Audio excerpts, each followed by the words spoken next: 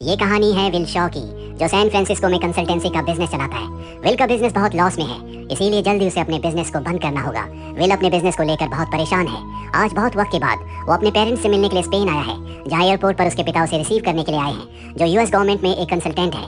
पर विल को अपने पिता के काम के बारे में बहुत ज्यादा नहीं पता, क्योंकि वो हमेशा अपने काम के चलते घर से बाहर रहते थे। इसीलिए इन दोनों के बीच में कभी नहीं बनी, और अब इन दोनों के बीच बहुत ज्यादा दूरियां हैं। आज बहुत वक्त के बाद मिलने के बाद भी इन दोनों के बीच में आर्गुमेंट्स होते हैं। विल के पिता उसे एक पोर्ट पर ले जाते हैं, जहाँ पर वो अपनी मॉम से मिलता है। अपनी मॉम से मिलकर विल बहुत खुश है। इसके बाद ये सब के सब यॉट में बैठते हैं, जहाँ पर पहले से विल का भाई और उसकी गर्लफ्रेंड होते हैं। दरअसल ये पूरा परिवार छुट्टियां मनाने के लिए यहाँ पर इकट्ठा हुआ है, लेकिन विल अपने काम के चलते हमेशा फोन पर बिजी रहता है, जो बात उसके पिता को बिल्कुल अच्छी नहीं लगती। और अगली सुबह जब ये समंदर के बीचों बीच होते हैं, तभी यॉट का एक सेलिंग बूम उसके भाई की गर्लफ्रेंड की तरफ आता है। हालांकि विल उसके पास ही था, वो चाहता तो उसे बचा सकता था, लेकिन वो अपने फोन में बहुत ज्यादा बिजी था, इसीलिए वो उसे नहीं बचा पाता, उसे पता ही नहीं चलता, जिस वजह से उसके भाई की गर्लफ्रेंड के सर पर चोट लगती है। इससे विल के पिता को बहुत गुस्सा आता है। वो गुस्से में विल के फोन को समंदर में फेंक देते हैं। विल और उसके पिता के बीच में एक बार फिर से झगड़ा हो जाता है, लेकिन विल का भाई बीच में आकर अपने पिता को और विल को समझाता है। वो विल से कहता है कि तुम्हें परिवार को टाइम देना चाहिए।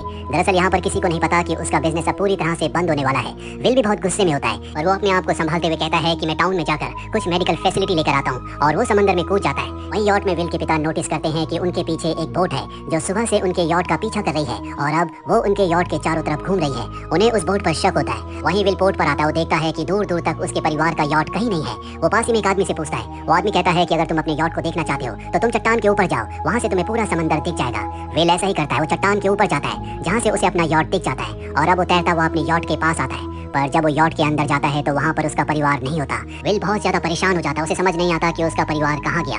इसीलिए वो टाउन में आने के बाद पुलिस स्टेशन जाता है, जहाँ पर वो अपने परिवार के गायब होने की रिपोर्ट लिखवाना चाहता है, पर कोई भी पुलिस ऑफिसर उसकी बातों पर ध्यान नहीं देता। पर जब वो अपना सरनेम बताता है तो वहाँ का चीफ चौंक जाता है। वो कहता है कि हम तुम्हारी मदद करेंगे। इसके बाद वो अपने केबिन के अंदर जाता है, जहाँ से वो कुछ लोगों को कॉल करता है, और अब ये विल को लेकर वापस उसी पोर्ट के पास आते हैं, जहाँ पर पहले से अंधेरे में एक आदमी होता है। वो विल के बारे में सब कुछ जानता है। वो विल को उसके नाम से पुकारता है, और अब पुलिस ऑफिसर्स विल को पकड़ लेते हैं। विल समझ जाता है कि उसके साथ कुछ गलत होने वाला है। पुलिस ऑफिसर्स उसे इस आदमी के हवाले करने के लिए आए हैं, जो कि एक सही आदमी नहीं है। इसीलिए वो पुलिस की गाड़ी लेकर यहाँ से भाग जाता है। पुलिस उसका पीछा करती है और एक बार फिर से विल को पकड़ लेती है, पर इससे पहले कि वो उसे अपने साथ ले जाते, विल के पिता यहाँ पर आ जाते हैं, जो पुलिस ऑफिसर्स को बुरी तरह से पीट कर विल को अपने साथ ले जाते हैं। विल को कुछ समझ नहीं आता कि ये सब क्या हो रहा है, और अब विल के पिता उसे बताते हैं कि मैं पिछले 20 सालों से CIA के लिए काम करता हूँ। मैं एक CIA एजेंट हूँ, जिस बारे में मैंने अपने परिवार को नहीं बताया। जिन लोगों ने हमारे परिवार को किडनैप किया है, उनका एक बेशकीमती ब्रीफकेस मेरे पास है। विल के पिता उसे अपने अपार्टमेंट में ले जाते हैं, जिसके बारे में विल को कुछ नहीं पता होता। अपार्टमेंट में बहुत सारे हथियार होते हैं, जिन्हें देखकर विल चौंक जाता है। विल के पिता उसे बताते हैं कि हम मेरे दोस्त से मिलने के लिए जा रहे हैं, और ये दोनों के दोनों उस जगह पहुंच जाते हैं, जहां पर पहले से एक स्नाइपर तैनात होता है। विल के पिता कहते हैं कि तुम बाहर मत आना, इस वक्त मैं किसी पर विश्वास नहीं कर सकता। उन्हें नहीं पता चलना चाहिए कि तुम गाड़ी के अंदर हो। और ये कहकर वो गाड़ी से बाहर निकल जाते हैं, जहाँ पर उसकी दोस्त उससे मिलने के लिए आती है। वो मार्टिन से, यानी कि विल के पिता से कहती है कि उन लोगों को वो ब्रीफकेस चाहिए, जिसके बदले वो तुम्हारे परिवार को छोड़ देंगे। वो कहता है कि मैं इस बारे में सोचूंगा, मैं जल्दी अपने परिवार को उनसे छुड़ा लूंगा। और जब वो गाड़ी में वापस आ रहा होता है, ठीक उसी वक्त स्नाइपर विल के पिता के ऊपर गोली चलाता है। गोली उनके दिल के पास लगती है, जिससे उनकी मृत्यु हो जाती है। ये देखकर विल हैरान हो जाता है। वो सदमे में है। वो अपने पिता की बॉडी के पास आता है, और ठीक तभी उसके पिता का फोन बजता है। स्नाइपर उसके ऊपर भी गोलियां चलाता है, लेकिन विल अपने पिता की गन और उनका फोन लेकर एक दीवार के पीछे छुप जाता है। वो फोन को रिसीव करता है, जो कि किडनैपर्स का है। दरअसल ये फोन विल के पिता के लिए है। वो उस ब्रीफकेस को वापस हासिल करना चाहते हैं, जो उसके पिता के पास है, लेकिन वो उसके पिता को मार्टिन नहीं बल्कि टॉम नाम से पुकारते हैं, जो बात विल को समझ में नहीं आती। अब यहाँ पर पुलिस भी उसे अरेस्ट करने के लिए पहुंच जाती है। वो पुलिस के सामने होता है, लेकिन तभी स्नाइपर एक पुलिस ऑफिसर को गोली मार देता है। विल के हाथ में गन होती है। पुलिस को ऐसा लगता है कि विल ने उनके साथी को मारा है। वो विल को पकड़ना चाहते हैं, लेकिन विल उन्हें चकमा देकर यहाँ से भागने में कामयाब हो जाता है। विल को कुछ समझ नहीं आ रहा होता कि अब उसे क्या करना चाहिए। इसीलिए वो यूएस की एम्बेसी के एक बड़े अधिकारी से मिलने के लिए जाता है, और उन्हें बताता है कि मेरे पिता, जिनका नाम मार्टिन था, वो एक CIA एजेंट थे। अभी कुछ देर पहले किसी ने उन्हें मार दिया। उनके पास मेरा परिवार भी है। वो ऑफिसर जब उसके पिता की डिटेल्स को चेक करता है, तो कहता है कि मार्टिन नाम का कोई भी CIA एजेंट नहीं है। हम तुम्हें एक वकील दे सकते हैं, जो तुम्हारा यहाँ पर केस लड़ सके। वैसे भी नीचे तुम्हारा कोई इंतजार कर रहा है। और जब विल नीचे जाता है, तो वहाँ पर उसके पिता की वही दोस्त होती है, जिससे मिलने के लिए उसके पिता गए थे, जहाँ पर उन्हें गोली मार दी गई थी। वो विल से कहती है कि मैं तुम्हारे पिता की बहुत अच्छी दोस्त थी, मैं तुम्हारे बारे में सब कुछ जानती हूँ। वो विल के बारे में उसे उसके बचपन की बहुत सारी ऐसी बातें बताती हैं, जो उसे या उसके परिवार को पता होती हैं। वो विल से कहती है कि मैं तुमसे झूठ नहीं बोलना चाहती। तुम्हारे पिता को मेरे ऑर्डर्स पर मारा गया है। अगर तुम पूरी सच्चाई जानना चाहते हो तो मेरी गाड़ी में बैठ जाओ। विल दरअसल अपने परिवार को बचाना चाहता है। वो पूरा सच जानना चाहता है, इसीलिए वो अपने पिता की दोस्त की गाड़ी में बैठ जाता है, जो उसे बताती है कि मैं CIA की लीडर हूँ। तुम्हारे पिता ने हमें धोखा दिया। उसने खास ब्रीफकेस को चुरा लिया, और उस ब्रीफकेस से वो पूरी सरकार को धोखा देना चाहता था। हम उस ब्रीफकेस को किसी भी कीमत पर हासिल करना चाहते थे, लेकिन तुम्हारे पिता ने वो हमें नहीं दिया, इसीलिए हमें उसे मारना पड़ा। और अब हम चाहते हैं कि तुम हमारी हमारी मदद करो। विल समझ जाता है कि सीआईए की लीडर उसे फंसा रही है। वो कहता है कि मेरी तबीयत खराब हो रही है, मैं वॉमिट करना चाहता हूँ। और जब वो गाड़ी से बाहर आता है तो वो वहाँ से भाग जाता है। वो भागकर एक बस में बैठ जाता है। एक बार फिर से उसके पिता का फोन रिंग होता है। ये फोन किडनैपर्स का है। वो कहते हैं कि हमें वो ब्रीफकेस चाहिए और अगर तुमने 21 घंटों के अंदर वो ब्रीफकेस हमें नहीं दिया तो हम तुम्हारे परिवार को मार देंगे। ये सुनकर विल बहुत ज्यादा डर जाता है। वो किसी भी कीमत पर अपने परिवार को बचाना चाहता है, लेकिन ब्रीफकेस कहाँ पर है उसे कुछ नहीं पता। विल अब अपने पिता के डायलिंग नंबर को चेक करता है। उसके पिता ने बार बार डिएगो नाम के एक आदमी को कॉल किया था। दरअसल उसके पिता कहा करते थे कि ये उसका दोस्त है और अब वो डिएगो से मिलने के लिए उनके घर पर जाता है तो वहाँ पर पहले से एक आदमी होता है जो डिएगो को वहाँ पर मारने के लिए आया है। विल समझ जाता है कि ये कातिल है। इन दोनों के बीच में हाथापाई होती है। विल उसे मार देता है। तभी अंदर से एक लड़की आती है जिसके हाथ में गन होती है। वो विल के ऊपर गन तान देती है। विल कहता है कि मैं यहाँ पर अपने पिता के दोस्त डिएगो को बचाने के लिए आया हूँ। वो बताती है कि मेरा नाम लूसिया है और वो मेरे अंकल है। इसके बाद वो उसे ऊपर ले जाती है जहाँ पर उसके अंकल छुपे हुए हैं। पर जब ये अंदर जाते हैं तो देखते हैं कि पहले से उन्हें किसी ने मार दिया है। तभी इन्हें किचन से किसी की आवाज आती है और जब विल वहाँ पर जाता है तो देखता है कि वहाँ पर सीआईए की लीडर अपने आदमी के साथ है जो विल को बताती है कि डिएगो से हमें खास इन्फॉर्मेशन की जरूरत थी जो उसने हमें नहीं बताई, इसीलिए हमें उसे मारना पड़ा और अगर तुम अपने परिवार को जिंदा चाहते हो तो तुम्हें हमें वो ब्रीफकेस ला कर देना होगा वरना हम तुम्हारे परिवार को और तुम्हें मार देंगे।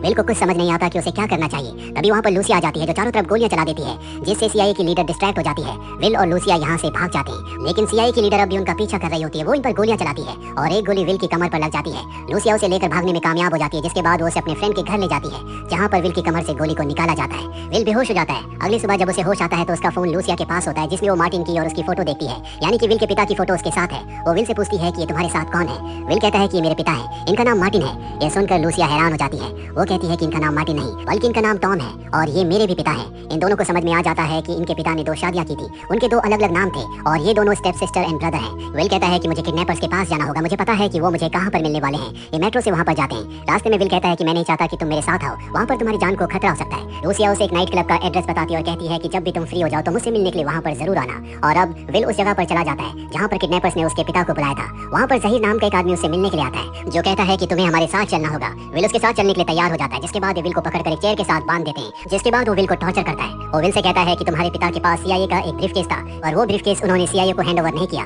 क्योंकि उनका मानना था कि सीआईए में कुछ गद्दार है जो उस ब्रीफकेस का इस्तेमाल करके दुनिया को तबाह कर सकते हैं और अब हमें वो ब्रीफकेस चाहिए जो कि इस वक्त सीआईए की लीडर के पास है। अगर तुमने हमें वो ब्रीफकेस लाकर नहीं दिया तो हम तुम्हारे पूरे परिवार को मार देंगे। यहाँ पर इन किडनैपर्स के पास उसकी मॉम, उसका भाई और उसके भाई की गर्लफ्रेंड भी होते हैं। इसके बाद ये उसे सड़क पर फेंक देते हैं। विल अब अपनी स्टेप सिस्टर से मिलने के लिए क्लब में जाता है जहाँ पर वो उसे पूरी बात बताता है कि किस तरह से किडनैपर्स ने उसके पूरे परिवार को किडनैप कर लिया है और अब उन्हें वो खास ब्रीफकेस चाहिए जो इस वक्त सीआईए की लीडर के पास है। वो कहता है कि मेरे पास एक प्लान है, मैं अपने क्रेडिट कार्ड को यूज करूंगा जिससे सीआईए की लीडर को मेरी लोकेशन का पता चल जाएगा। वो किसी भी कीमत पर मुझे पकड़ना चाहती है और जब वो मुझे पकड़ने के लिए आएगी तो हम उसे पकड़ लेंगे और उससे ब्रीफकेस को हासिल कर लेंगे। यहाँ क्लब में उसकी स्टेप सिस्टर के बहुत सारे साथी होते हैं इसीलिए वो अपने कार्ड को यहीं पर स्वाइप करता है, लेकिन सीआईए की लीडर खुद नहीं आती बल्कि वो अपने लोगों को यहाँ पर भेजती है जो इनके ऊपर हमला कर देते हैं। लेकिन इनकी तादाद बहुत ज्यादा है इसीलिए ये भी उनके ऊपर हमला करते हैं और सीआईए की लीडर के सबसे खास आदमी को पकड़ लेते हैं। ये उसे बहुत टॉर्चर करते हैं, ब्रीफकेस के बारे में और सीआईए की लीडर के बारे में पूछते हैं लेकिन वो इन्हें कुछ नहीं बताता। विल समझ जाता है कि इसे टॉर्चर करने का कोई फायदा नहीं है इसीलिए इसे छोड़ दिया जाता है। ये सीधा एक बेसमेंट में जाता है जहाँ पर उस ब्रीफकेस की आज बहुत बड़ी डील होने वाली है और ये डील और कोई नहीं बल्कि सीआईए की लीडर करने वाली है।